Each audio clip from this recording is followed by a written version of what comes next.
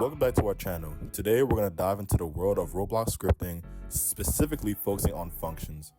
You're probably wondering what functions are in Roblox. Well, functions are a block of code that you can execute multiple times on command, making them a powerful tool in your Roblox scripting arsenal. And now let me give you an example, and now let's get started.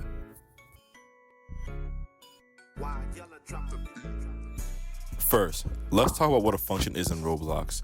A function is a set of instructions that can be used many times in a script. For example, let's create a simple function that prints a message to the console. Here we define a function called printMessage that prints hello Roblox when called. We then call a function using printMessage, which executes the code inside the function. So when we call the printMessage function, we're going to have hello Roblox be printed out to the console.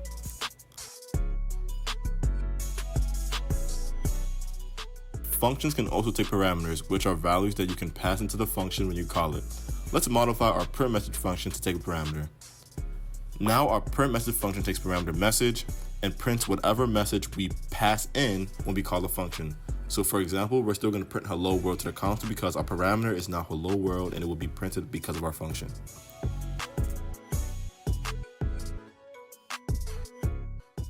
Functions can also take multiple parameters and return multiple values. Let's create a function that adds and subtracts two numbers. In this example, our add and subtract function takes two parameters, num1 and num2, and returns their sum and difference. We then call the function with the numbers 5 and 3 and print the result. So in our sum variable will be saved as 8 because it adds the two numbers num1 and num2, and our difference will print 2 because our num1 minus num2 is going to be 2 because 5 minus 3 is 2.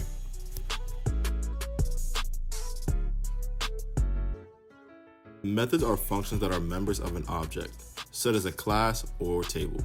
They expect the object itself as the first argument. Let's create a simple button object with a method that changes its state. Here we've created a test button object and a change enabled method. This method changes the enabled state of the button and prints a new state.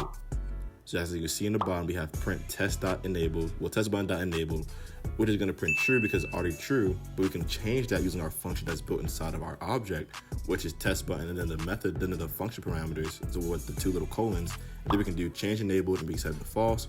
So we're going to call the method and it's also going to change our state enabled to false.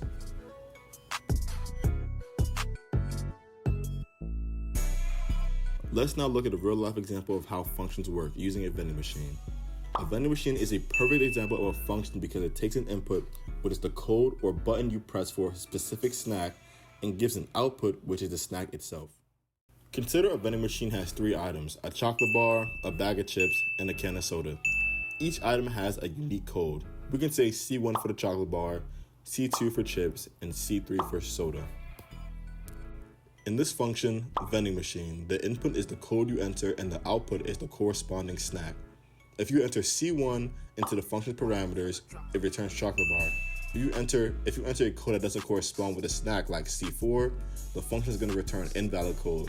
So that means that shows that our function can only hold C1, C2, and C3 because that's how much items we have into our vending machine function. Remember, in real life, the vending machine will also check if you've inserted enough money before dispensing the snack. But for simplicity, we're focusing on the function aspect of the vending machine in this example. And that's it for today's tutorial on Roblox functions. I hope you found the video very helpful, and if you did, please give the video a thumbs up and subscribe to our channel. And we're on the road to 3,000 subscribers. We're currently getting real close. We're gonna try to keep up with more of this content. So if you guys want more videos like this, just comment down below. And if you want to talk to me personally, if you have any questions about what happened today, or you want to ask more questions, you can join our Discord down below. And we have a great community with 5,000 people plus inside of there that can help you out. So just stay tuned for more videos, and I'll see y'all later.